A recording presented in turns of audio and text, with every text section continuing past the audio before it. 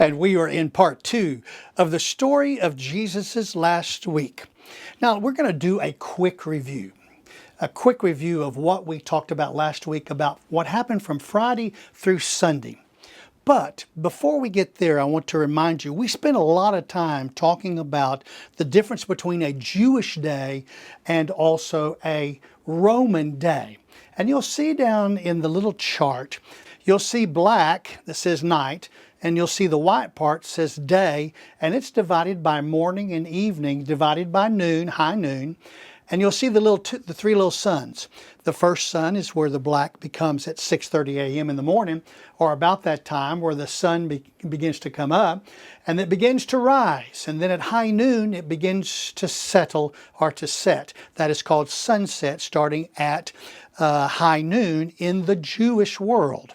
Now, when you go back to the black, you'll see that the night starts at 6 p.m., and then there's midnight, and then there is 6 a.m. when, of course, day starts.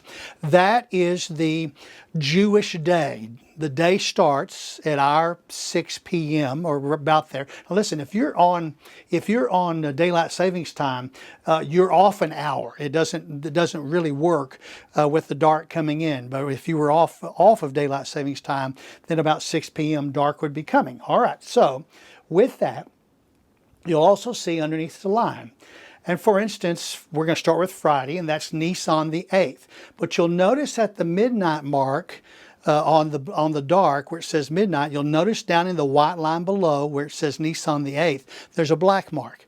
And that is where we in our Western world start our day at midnight in our Western world. So the Jewish world starts 6 hours, their day starts 6 hours before ours does. And of course it's 24 hours. It's 12 hours of dark and 12 hours of light. And their day is made up of 3 sections: night, morning, and evening, which is really our afternoon, because as soon as dark comes, and we always call it evening after dark, but it's not evening because it's nighttime again for them. So it's night, morning, evening, which is our afternoon. All right, so with that, let's do a quick review. All right, here's the review. We're going to move really, really fast. It is Nisan the 8th. It is Friday. After the sun comes up, on Friday, Nisan the 8th, after dawn, Jesus and his apostles travel about 6 miles in order to go into Jericho. Now, once they enter Jericho, Jesus meets a man by the name of Bartimaeus on the way into town, and he heals him of his blindness. Now, they didn't take off at dawn, folks. So we're putting this a little later in the day, maybe right after high noon when Jesus arrives, going 6 miles to get there. All right, next thing that happens is, once he goes into the town of Jericho, Jesus calls Zacchaeus out of the tree, and Jesus goes to his home for the rest of the few hours of the day, probably 3 hours at the most, and all day of the Sabbath. Okay, so now we've got Nisan the 9th come in here, all right? And it starts at dark, and that whole day of the Sabbath, Jesus is in the home of Zacchaeus, and there he's spending the night, and of course he is doing teaching and everything as he normally would.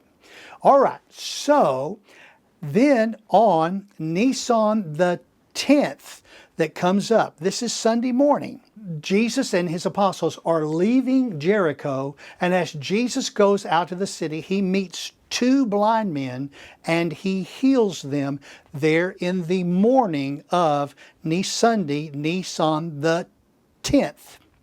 The next thing that happens is they travel about 12 miles. So we have to calculate 12 miles in here, how long it would take.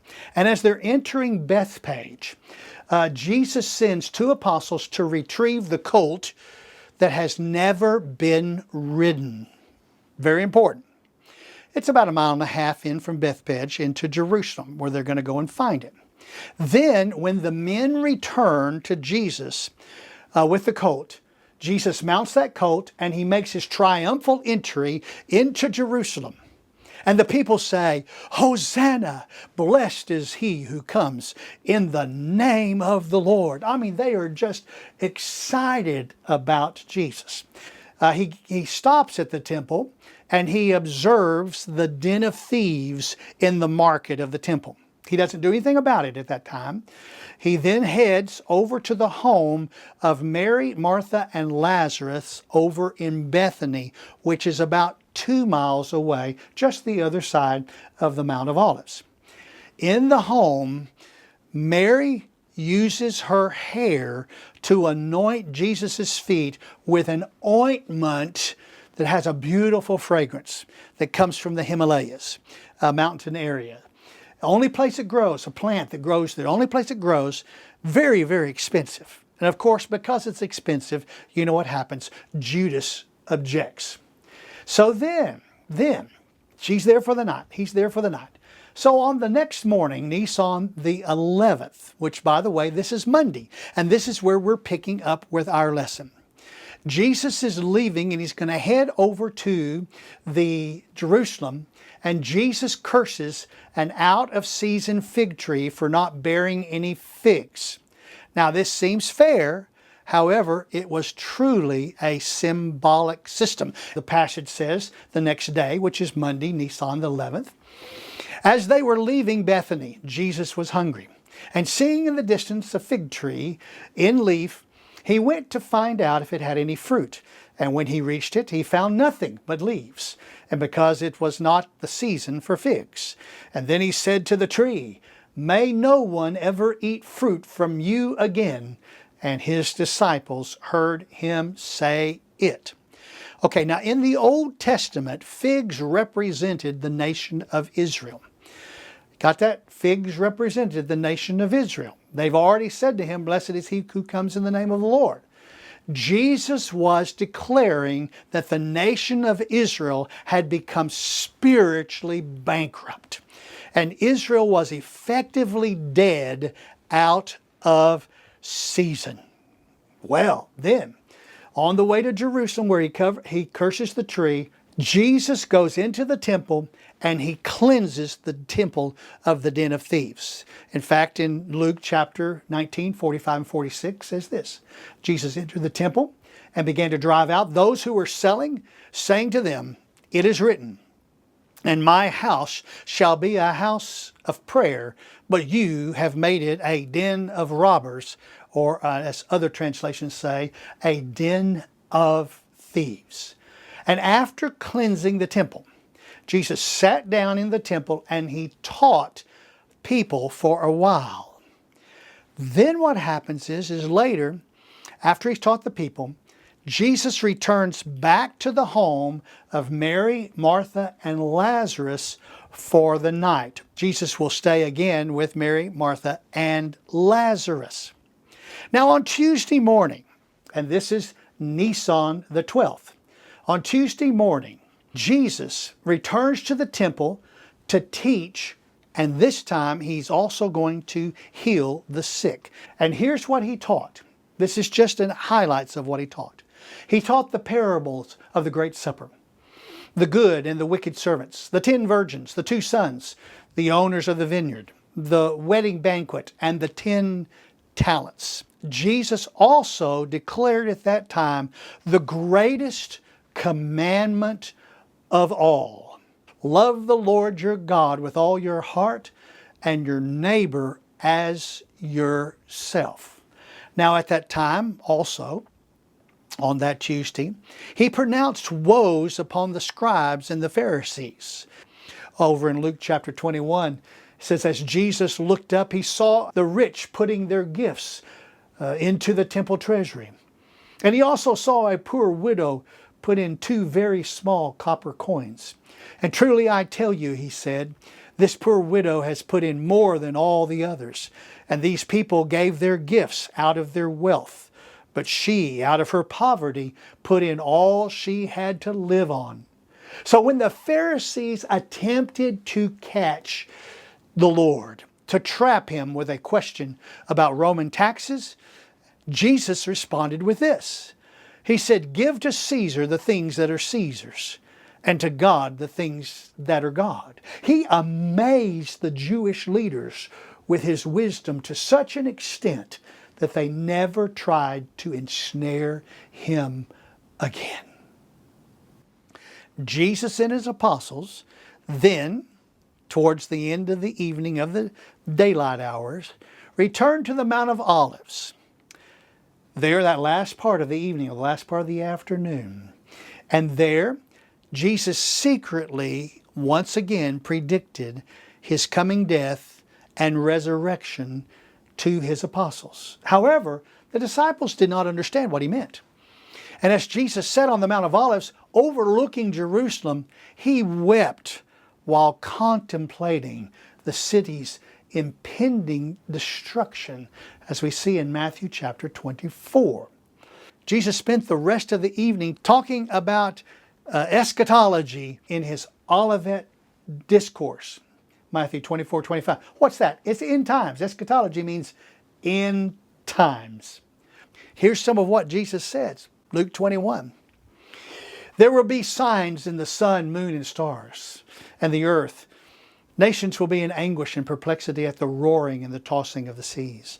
People will faint from terror, apprehensive of what is coming on the world, for the heavenly bodies will be shaken. And at that time they will see the Son of Man coming in a cloud with the power and great glory. And when these things begin to take place, stand up and lift up your heads, for your redemption is drawing nigh. A promise to the Jews. A promise to the Jews. At the home of Mary and Martha, it is what we would call Wednesday, but it's not midnight yet, so it's not our Wednesday, but it's their Wednesday, Nisan the 13th. At that home with Mary, Martha, and Lazarus, at some time in that period, Mary anoints Jesus not with ointment this time, but with a perfumed olive oil that had beautiful spices in it. And of course, you know what Judas did. He objected once again. What a waste. And she's spending it on you. That's what Judas is saying. But Jesus, aware of this, said to them, "Why do you bother the woman? For she has done a good deed to me. For you always have the poor with you, but you do not always have me. For when she poured this perfume on my body, she did it to prepare me for burial. Truly I say to you, wherever this gospel is preached in the whole world, what this woman has done will also be spoken of in memory of her." Later in the night, Judas slips away from their house and he goes back over into Jerusalem and he conspired to betray Jesus. And of course, we know he did that for 30 pieces of silver. Well, morning comes. Morning comes. And at dawn, the Passover kid, be it a lamb or a goat, is slain and placed on the fire to roast at dawn. Jesus then, sometime before noon, sends Peter and John to prepare the Passover. Now, that Passover meal has already had to be started. We have to wonder how the man who had already killed the kid, or the lamb or the goat, knew the size of the animal needed for 13 more people at the Passover, but evidently he had provided enough that was roasting on the fire for that time. Luke 22 says, "Then came the first day of unleavened bread on which the Passover lamb had to be sacrificed.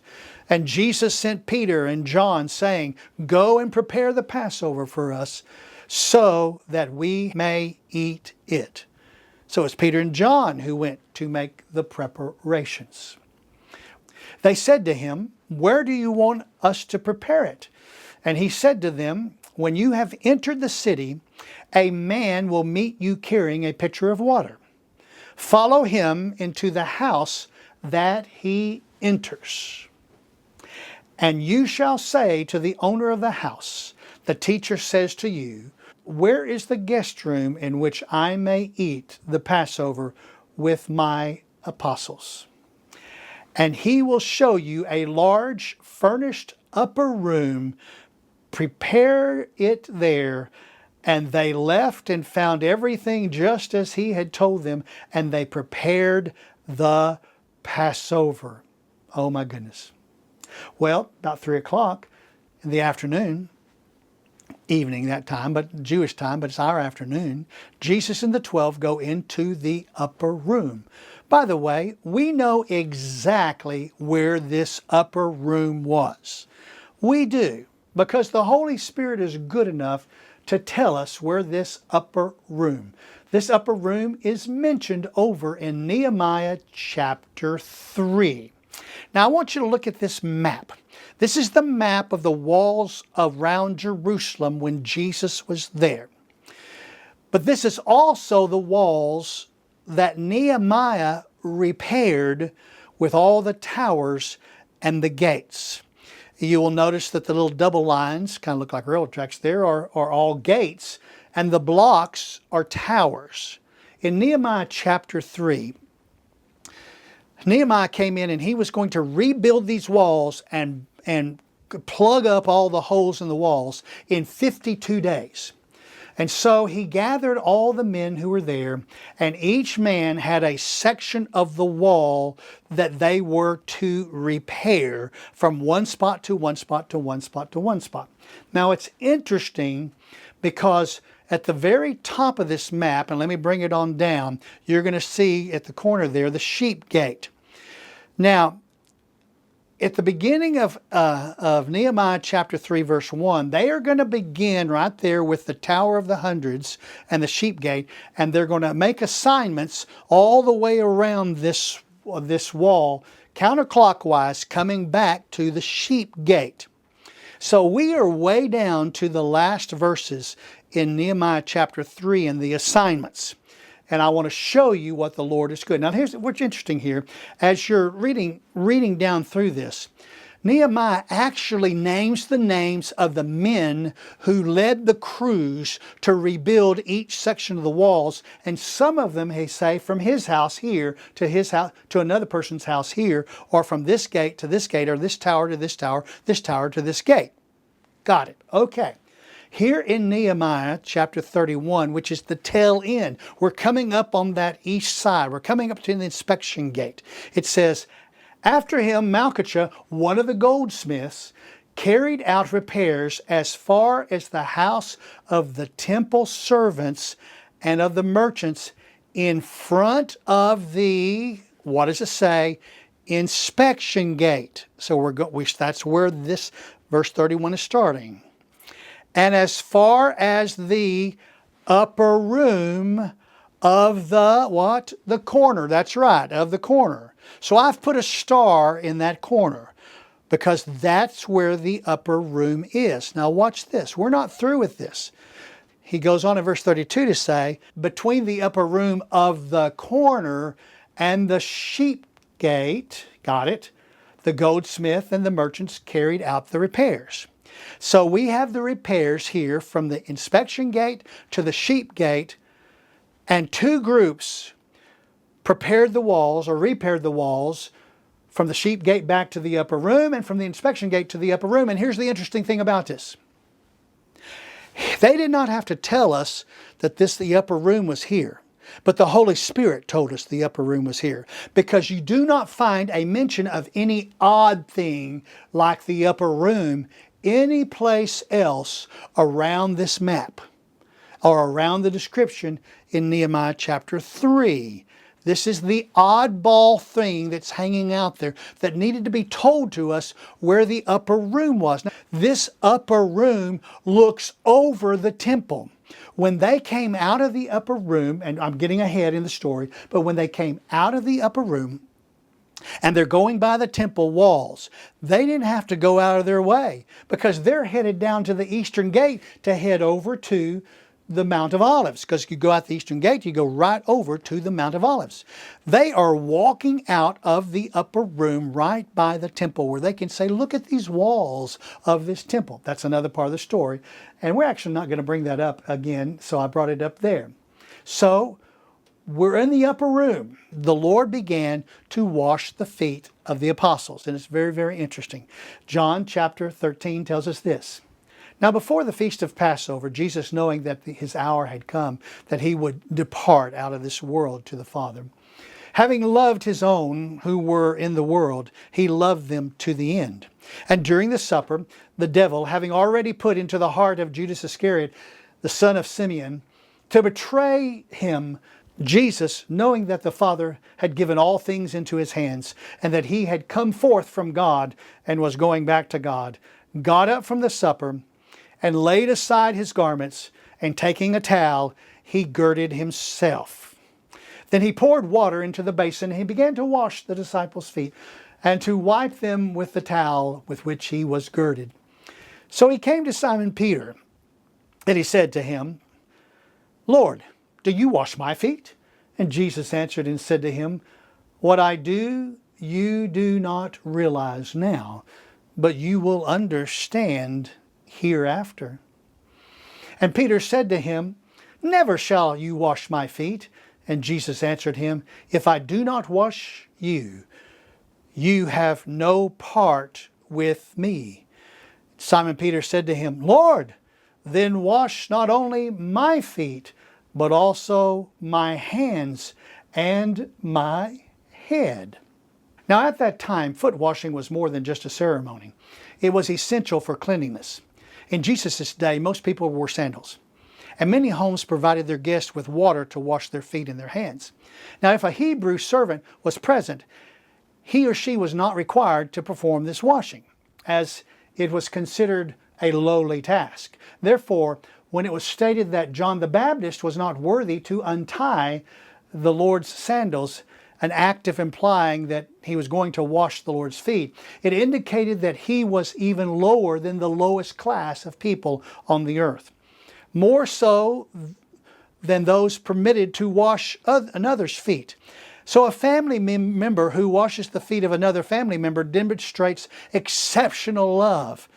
And Jesus' act of washing the feet of the apostles illustrated the depth of his love and his willingness to embody the role of the lowest servant on earth.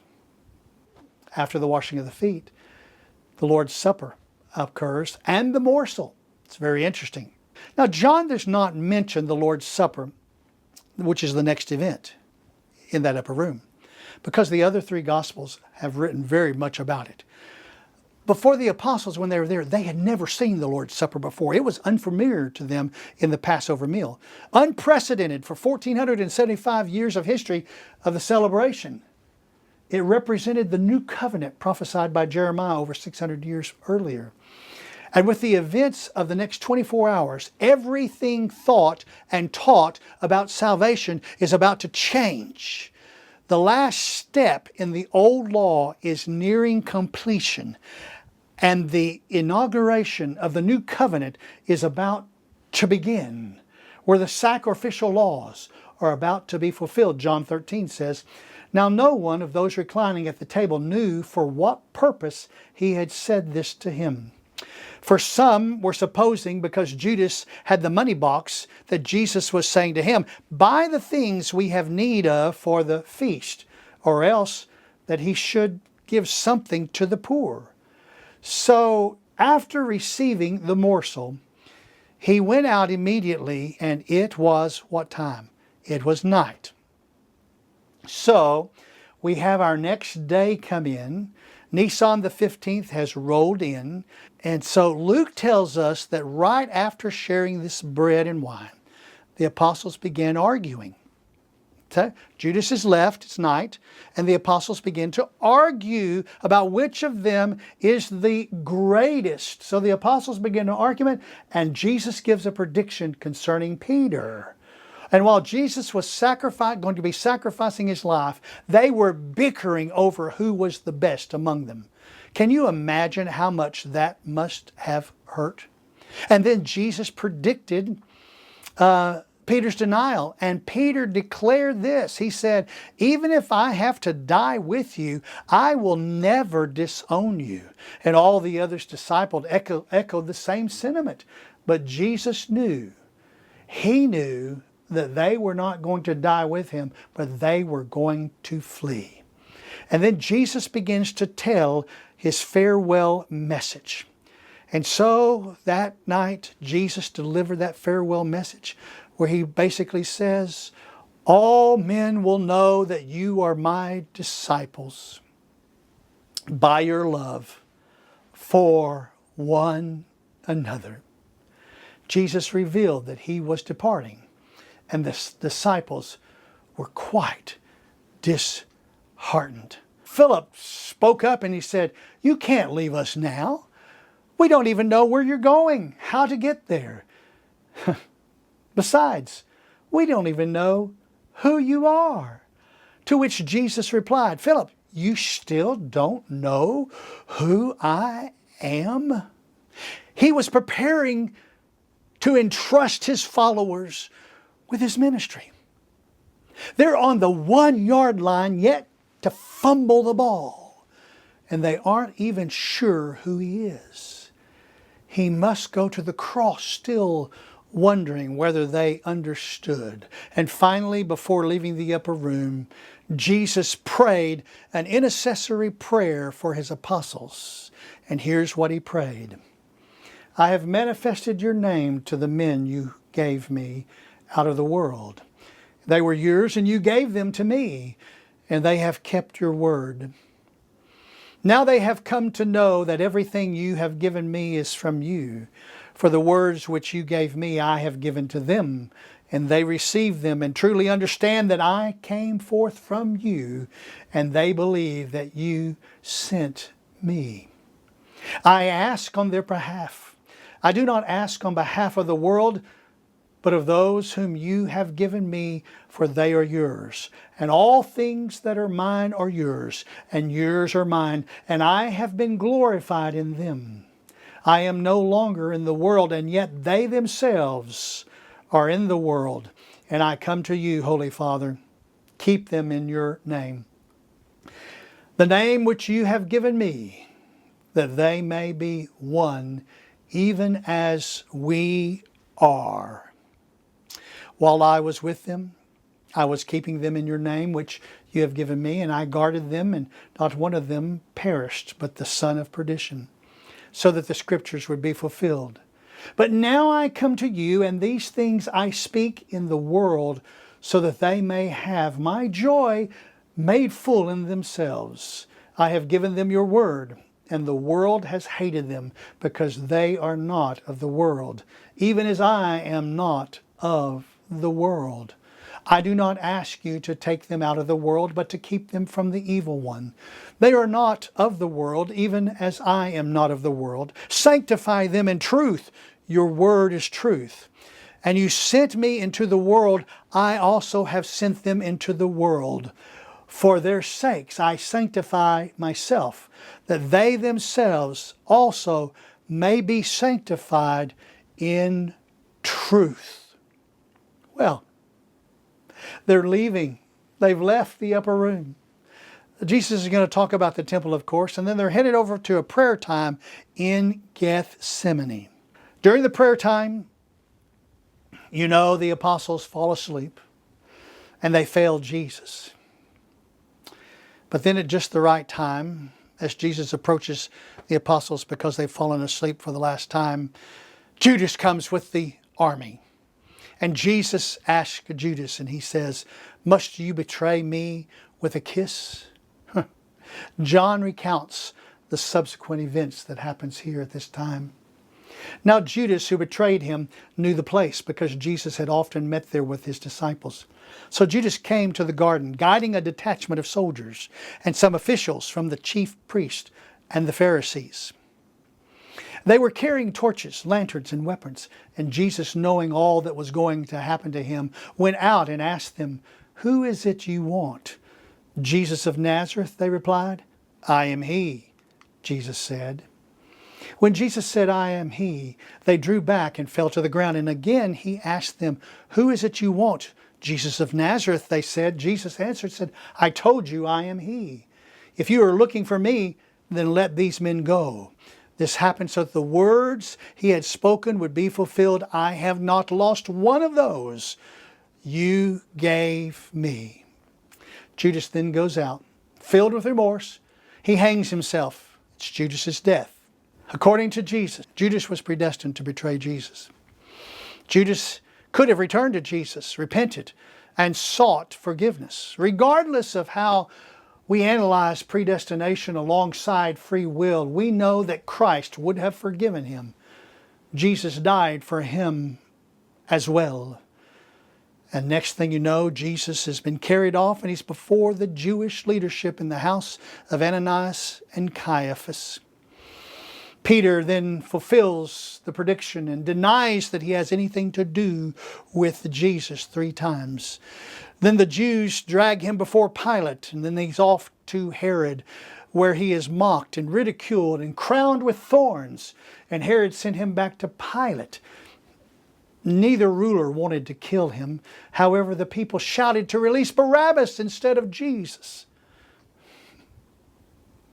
So back at Pilate's house, Pilate let Barabbas go.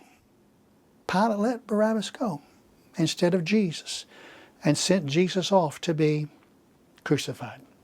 Pilate called together the chief priests, the rulers, and the people and said to them, you brought me this man as one who is inciting people to rebellion. I have examined him in your presence and found no basis for your charges against him. Neither has Herod, for he sent him back to us. As you can see, he has done nothing to deserve death. Therefore I will punish him and then release him. But the whole crowd shouted, away with this man, release Barabbas to us. Wanting to release Jesus, Pilate appealed to them again, but they kept shouting, crucify him, crucify him. And for the 3rd time he spoke to them. Why? What crime has this man committed? I have found in him no grounds for the death penalty, and therefore I will have him punished and then release him. But with loud shouts, they insistently demanded that he be crucified, and their shouts prevailed. So Pilate decided to grant their demand. He released the man who had been thrown into prison for insurrection and murder, the one they asked for, and he surrendered Jesus to their will. And Jesus was crucified. And when they arrived there at the location called the Skull, they crucified him alongside 2 criminals, one on his right and the other on his left. From the cross, Jesus says 7 things. Matthew tells us all about that 9th hour of the day when Jesus cried out with a loud voice, Eloi, Eloi, lama sabachthani, which translate, my God, why have you forsaken me? A little later, Jesus says, Father, forgive them, for they do not know what they are doing. Jesus then says later, I tell you the truth, today you will be with me in paradise. He promises the thief on the right. Then he says, Father, into your hands I commit my spirit. Dear woman, here is your son, and here is your mother. Then he says, I am thirsty. Then he says, it is finished. That afternoon, about 3 o'clock, Joseph of Arimathea and Nicodemus went and asked for the body of Jesus. And they buried Jesus in the grave shortly after 3 o'clock, took him off the cross. He had died. Jesus' body lies in the tomb. This is occurring. He is going into the tomb about 3 o'clock on Friday. But the next day is Nisan the 16th, and it's Saturday. Nothing happens. That stone does not do anything on this day. Jesus' body lies in the tomb, but Jesus himself has gone to preach to the spirits in prison, those who have died without Jesus. In fact, 2 Peter tells us this. For Christ also died for sins once for all, the righteous for the unrighteous, that he might bring us to God, being put to death in the flesh, but made alive in the Spirit, which he went and preached to the spirits in prison, who formerly did not obey when God's patience waited. Well, the Sabbath is past. The night has passed. Morning has come on Sunday, Nisan the 17th. And the women get up and they go to visit that grave early to finish anointing Jesus' body. However, Jesus is not there. He had risen from the grave. And the angel spoke to the woman and said to them, "Do not be amazed. You seek Jesus of Nazareth. He was crucified. He has risen. He is not here. See the place where they laid him." And of course, they looked in. Then Peter and John, after some other things going on, arrive. It says, then Simon Peter came following him, and into the tomb. He saw the linen clothes lying and the napkin which had been on his head, not lying with the linen clothes, but rolled up in a place by itself. And then the other disciple, that was John, who reached the tomb first, also went in, and he saw and he believed. Well, when we read on, counting these last encounters at the tomb, you see all the times that Jesus is going to be seen before he ascends into heaven 40 days later. 513 people at least see Jesus alive. However, there's an interesting verse that tells us that everyone in Jerusalem knew that Jesus had risen from the dead, that Jesus was alive, and they had seen him in the streets of Jerusalem. Because it says this thing about Jesus was not done in a closet where it was secret and nobody knew about the resurrection. No, the whole world knew about the resurrection of Jesus Christ.